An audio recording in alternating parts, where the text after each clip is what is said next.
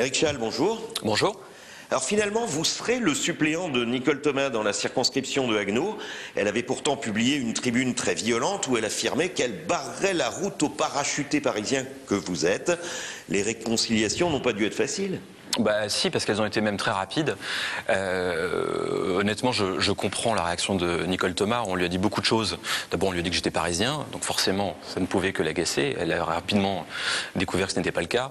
Et deuxièmement, on a réussi à s'entendre très très vite. Moi, je cherchais pas forcément à prendre la place de titulaire. J'ai toujours dit que je souhaitais rentrer en Alsace, m'investir dans la durée. Et le tandem qu'on va faire sera un beau tandem. Et en ce qui concerne sa réaction, je dirais que ça prouve qu'elle a plutôt du caractère. Et puis le caractère en politique, c'est pas forcément un défaut. Alors à 38 ans, vous êtes conseiller de Nicolas Sarkozy.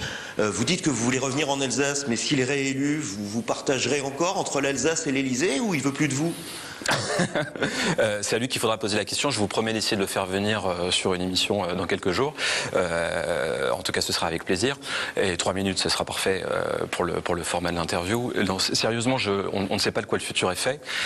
J'ai toujours dit que je souhaitais rentrer. J'ai déjà répondu quelques fois à cette question, que dans ma tête, effectivement, je ne ferai que le premier mandat du président de la République. Ne cherchez pas un sens sibyllin à ce que je viens de dire. Et on verra de quoi le futur sera fait. Moi, j'ai toujours dit que je voulais rentrer. C'est mon objectif. J'y travaille maintenant depuis 3 ans, en prenant vraiment le temps de m'inscrire dans le paysage alsacien. Vous le savez, vous me voyez régulièrement dans les manifestations ou sur un certain nombre de sujets depuis 3 ans et c'était mon souhait.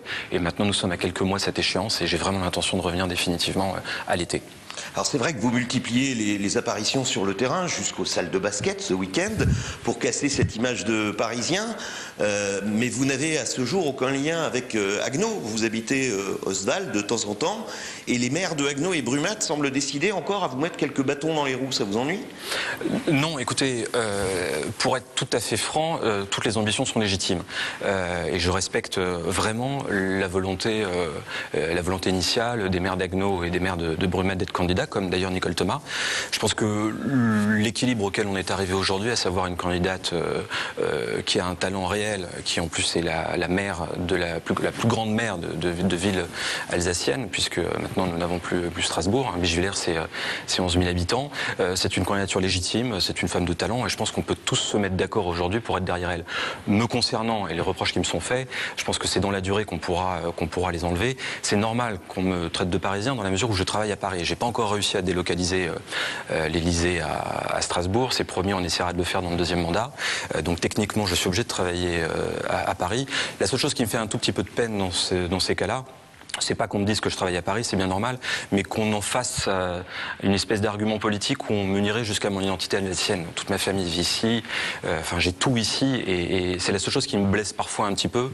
Quand on est alsacien, on a une identité forte, un attachement à ses racines très important. Qu'on nous nie cette identité, c'est quelque chose qui est toujours un petit peu difficile à admettre. Le reste, c'est des arguments politiques, c'est pas grave.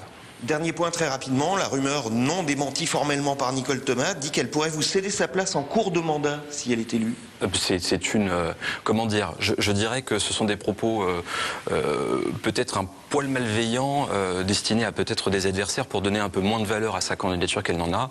Nicole Thomas est une candidate, elle a prouvé par sa réaction sur son blog dont vous faisiez mention tout au début qu'elle avait beaucoup de tempérament et de détermination. Il n'y a évidemment aucun accord de cette nature. J'ai dit que je souhaitais rentrer et m'installer dans la durée.